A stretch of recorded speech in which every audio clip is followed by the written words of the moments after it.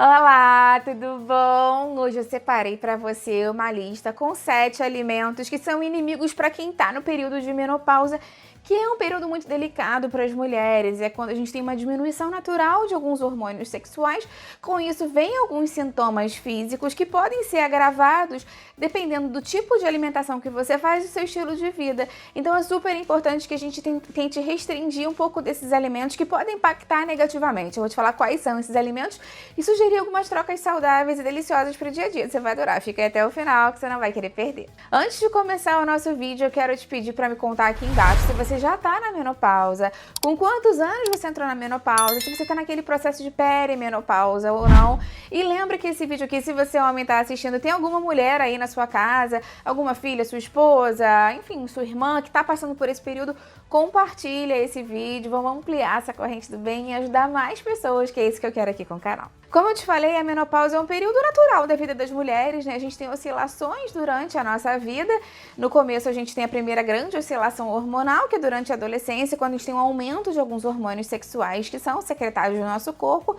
E durante a menopausa a gente tem uma diminuição deles, justamente porque é uma fase em que a mulher não vai mais procriar. Então há uma diminuição de certos hormônios que são normalmente secretados pelo nosso organismo. Com a diminuição desses hormônios, podem vir vários sintomas que são muito desconfortáveis para algumas mulheres. Tem algumas que falam assim, eu passei pela menopausa e quase não senti, são muito sortudas, né? E tem outras que falam, nossa, foi um período muito difícil, principalmente esse começo da menopausa, em que tem normalmente uma redução mais abrupta de alguns desses hormônios. Depois o corpo começa a se acostumar com isso, né?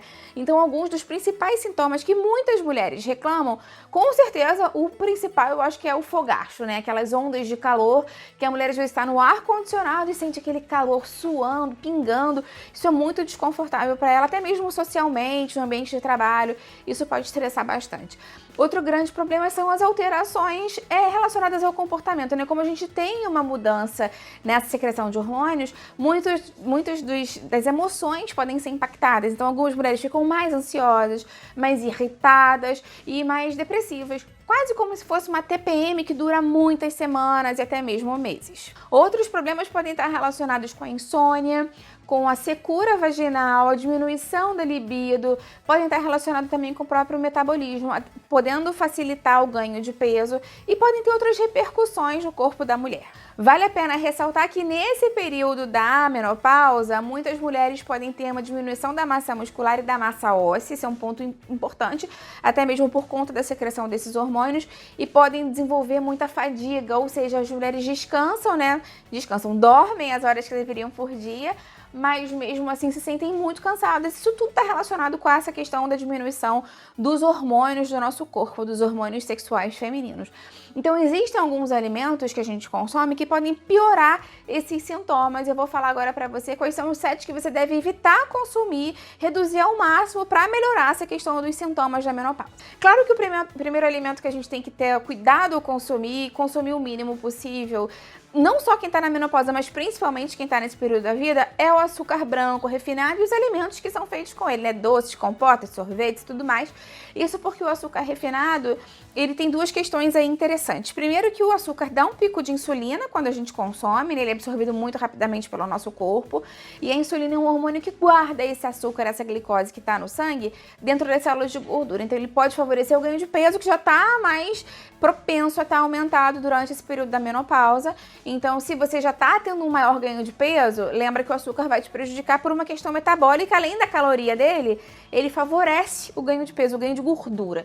Então, esse é um ponto interessante. Outra questão é que como a gente tem essa grande oscilação de energia, né, crescente, depois a queda dos níveis de açúcar do sangue, muitas pessoas relatam fadiga depois do consumo do açúcar, relatam mais prostração, mais cansaço, primeiro uma energia maior, depois aquela fadiga e o aumento da fome, né, por conta dessa baixa da glicemia do sangue, então aumenta o apetite também. Então, se você é mulher e está nessa fase da menopausa, lembra de tentar diminuir a quantidade de açúcar do seu dia a dia. Eu tenho até um vídeo aqui bem legal falando quanto tempo sem açúcar Pra melhorar o metabolismo, esse vídeo tá bem legal. E tem uma playlist de doces fit, porque não quer dizer que sem açúcar você vai numa cama já comer um docinho saudável. Tem muitas receitas, inclusive deliciosas aqui no canal que eu já preparei. E eu vou deixar essa playlist aqui embaixo na descrição pra te ajudar. Outro tipo de alimento que tem mais ou menos o mesmo papel que o açúcar, que se comporta de uma forma bem semelhante, são os carboidratos simples de alto índice glicêmico. Então, os alimentos que são à base de pão, o pão, né, que é a base de farinha branca, o macarrão branco, tapioca, cuscuz de milho, todos esses alimentos que têm carboidratos muito refinados e que normalmente a gente acaba consumindo uma quantidade maior durante o dia, até mesmo a farinha de mandioca, a farofa, esses alimentos, eles têm o mesmo papel. Eles acabam se comportando como se fosse açúcar. Não é açúcar. Tem gente que fala pra mim, mas eu não como açúcar há muitos anos, mas come muito carboidrato simples. E quando ele é digerido no estômago e passa pro intestino, ele se comporta como um açúcar, então é quase como se você estivesse comendo um doce, né? De uma forma diferente, interpretado pelo organismo, mas o impacto na glicemia é muito semelhante. Então, o ideal, e tem todos aqueles problemas que eu já falei com você com relação ao açúcar. Então, o ideal é que você substitua por carboidratos de menor índice glicêmico.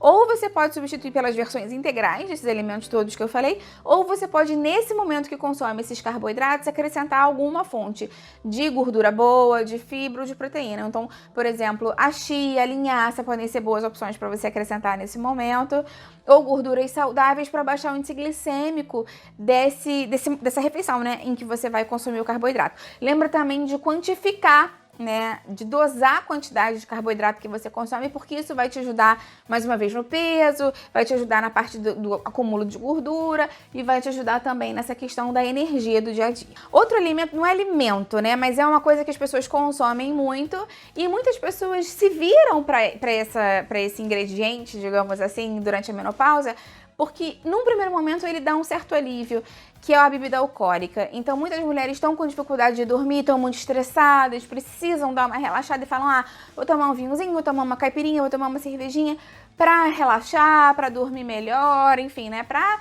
se sentir bem.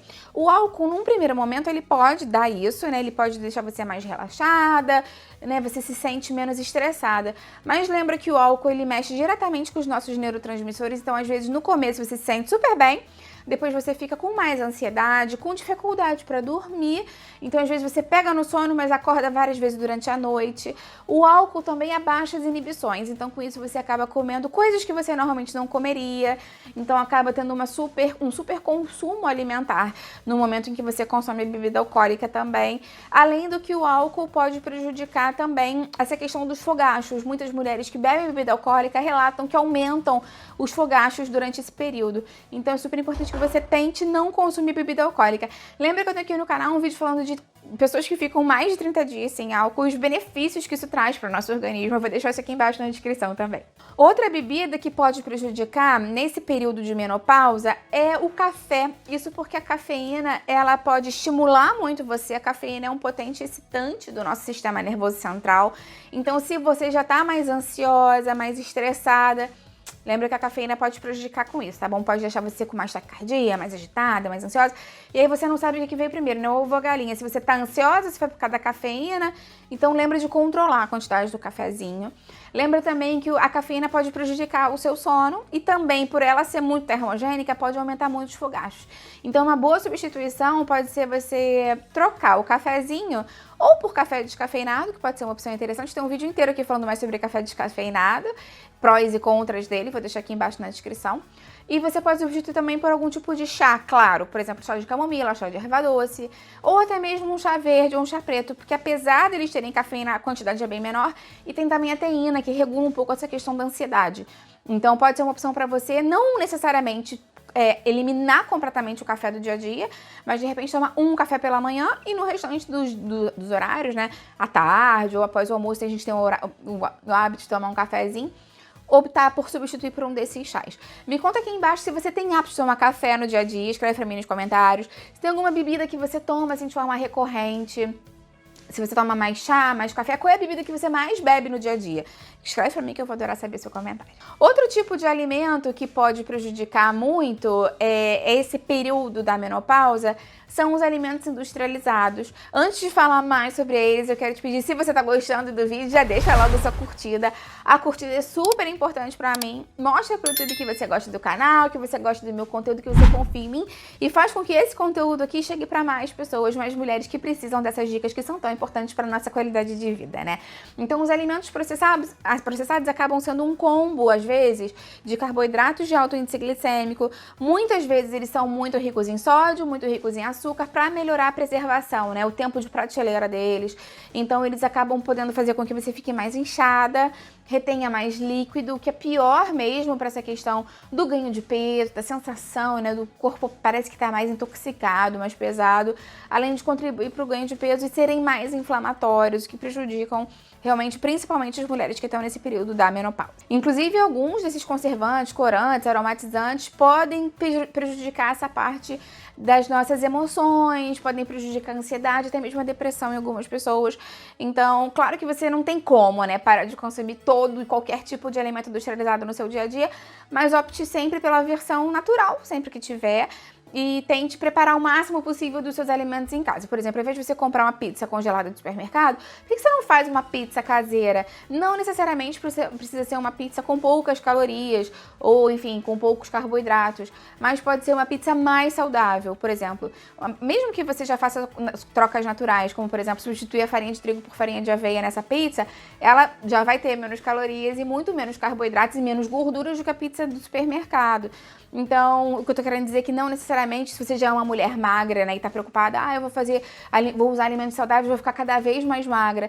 Não necessariamente. Lembra sempre que a quantidade vai ser adaptada à sua necessidade e que o principal é que os alimentos sejam integrais, saudáveis, o mais naturais possível. Lembra que eu tenho aqui no canal muitas playlists de receitas saudáveis, petiscos, almoço e jantar, ideias de lanche, café da manhã, para você depender cada vez menos dos alimentos industrializados, e vou deixar isso aqui embaixo na descrição para você. Outro grupo de alimentos que a gente tem que ter cuidado são os leites, os laticínios de uma maneira mais ampla, porque a gente sabe que as mulheres que estão na menopausa têm uma tendência maior a consumirem laticínios, né? Porque sabem que tem um risco da osteoporose aumentado e os médicos falam, come mais leite, come mais queijo, toma mais iogurte. Lembra sempre que o ideal é que você tente priorizar os alimentos desnatados dos laticínios. Primeiro porque vão ter menos gordura saturada e menos caloria, que já é interessante para você. Vão ter a mesma quantidade de proteína, ou seja, você sai ganhando. E, na verdade, o cálcio vai ser facilitado na absorção quando o alimento é desnatado, quando o laticínio é desnatado. Então, você só vai ter benefícios. E lembra também que se você não consome laticínios, você pode optar por algum tipo de leite vegetal enriquecido em cálcio. Então, é bem importante prestar atenção nas fontes de cálcio. E lembra que elas não vêm só dos laticínios. Inclusive, eu tenho um vídeo aqui falando mais sobre os alimentos não lácteos, que são fontes de cálcio, e vou deixar aqui embaixo na descrição para você. Falando de gordura, né, da gordura do leite e tudo mais, o último grupo de alimentos que a gente tem que ter cuidado são com os alimentos com gorduras ruins, ou seja, gorduras saturadas ou gorduras trans. Primeiro porque qualquer alimento rico em gordura vai favorecer o ganho de peso, mas principalmente os alimentos que têm gorduras ruins, como essas que eu falei para você, eles acabam aumentando o nosso risco de inflamação do corpo, porque o nosso corpo inteiro, ele tem gordura, né? Todas as células do nosso corpo são formadas por uma bicamada fosfolipídica e o tipo de gordura que você mais consome vai sinalizar mais para o seu corpo se ele vai ter uma via mais pró-inflamatória ou anti-inflamatória. Então, se você optar por consumir muita gordura saturada, muita gordura trans, onde é que elas estão, né? Nas peles dos animais, no leite integral, como eu acabei de te falar, na manteiga, ou até mesmo nos alimentos industrializados, né, quando a gente tem a gordura trans, na fritura de imersão, de fast food, tudo isso, esses alimentos vão contribuir para a inflamação do nosso corpo. Agora, por outro lado, se você passa a consumir gorduras saudáveis, como a chia, a linhaça, o abacate, o azeite, enfim, o próprio coco, gorduras saudáveis e outros óleos bons para cozinhar, você acaba tendo um organismo mais anti-inflamatório. Lembra que os peixes são fantásticos fantásticos por serem uma excelente fonte de ômega 3, que é um potente anti-inflamatório natural. Eu tenho muitos vídeos aqui no canal falando mais sobre gorduras boas, gorduras ruins, eu vou deixar isso aqui embaixo na descrição, se você quiser assistir e ter mais detalhes, para esse vídeo aqui não ficar super extenso. Lembra sempre que o principal é que você tente fazer essas trocas e diminuir cada vez mais a quantidade desses alimentos no seu dia a dia, sem radicalismo, mas não consumir esses alimentos que eu falei aqui que são ruins no seu dia a dia, principalmente se você tem sentido muitos sintomas, né, como eu te falei aqui, relacionados à menopausa. Lembra que eu tenho aqui no canal uma playlist falando mais sobre tudo sobre a saúde da mulher, com muitas dicas de menopausa, melhores e piores alimentos, falando mais sobre reposição hormonal, falando mais sobre outras questões de menopausa. E se você se interessa sobre isso, vou deixar aqui embaixo na descrição para você acessar. E também vou deixar todas essas receitas que podem te ajudar, tá bom? Então me conta aí se você tá na menopausa ou não, em que fase você entrou, com quantos anos você começou a sentir os primeiros sintomas. Eu vou adorar ver o seu comentário. O que você faz? Você faz alguma mudança no dia a dia na sua alimentação para diminuir esses sintomas? Lembra que eu tenho alimentos aqui que podem te ajudar muito com isso.